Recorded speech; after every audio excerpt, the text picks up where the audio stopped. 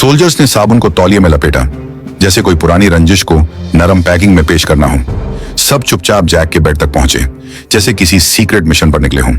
अचानक जैक के ऊपर कंबल डाल दिया गया और फिर शुरू हुआ हिसाब किताब। जैक घबराकर बोलता रहा, अरे क्या कर रहे हो यार, कुछ तो बोलो। लेकिन किसी ने नहीं सुना।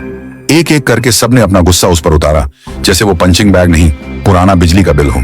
उसका दोस्त माइक भी लाइन में लग गया। जैक को सबसे ज्यादा उसी की चुप्पी ने तोड़ा। उस रात जैक की आंखों में कुछ टूट गया और कुछ जम भी गया। उसके बाद उसकी मुस्कुराहट गुम हो गई। ट्रेनिंग में जब कठिन सवाल पूछे जाते, वो बिना झिझक जवाब देता।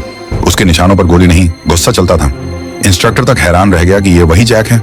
अब जैक बोलता कम था, हथियारों से बातें करता था, कभी कभी खुद से बड़बड़ाता, जैसे उसके भीतर कोई और भी रहता हो। उसकी आंखों में एक अजीब सी चमक थी, जो दोस्ती नहीं, फैसले जैसी लगती थी। ट्रेनिंग खत्म हुई और पोस्टिंग आई। बाकी साथियों को आरामदायक जगह मिली। जैक को सबसे खतरनाक मोर्चे पर भेजा गया।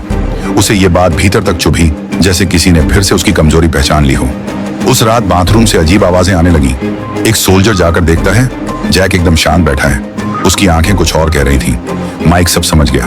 वो दौड़ा, उसे रोकने की कोशिश की, लेकिन जैक अब किसी की बात सुनने के मूड में नहीं था। वो खड़ा हुआ और जोर जोर से ट्रेनिंग के स्टेप्स दोहराने लगा। आवाज इतनी तेज थी कि सब खींचे चले आए। इंस्ट्रक्टर चीखने ही वाला था कि माइक ने धीरे से कहा, सर, जैक के पास असली हथियार है। माहौल पल में बदल गया। जो इंस्ट्रक्टर रोज डांटता था, अब जैसे जैक का रिश्तेदार बन गया। नरमी से समझाने लगा, लेकिन जैक की आंखों में अब एक तूफान था। उसने जो कहा और जो किया वो ऐसा था कि सब चुप हो गए।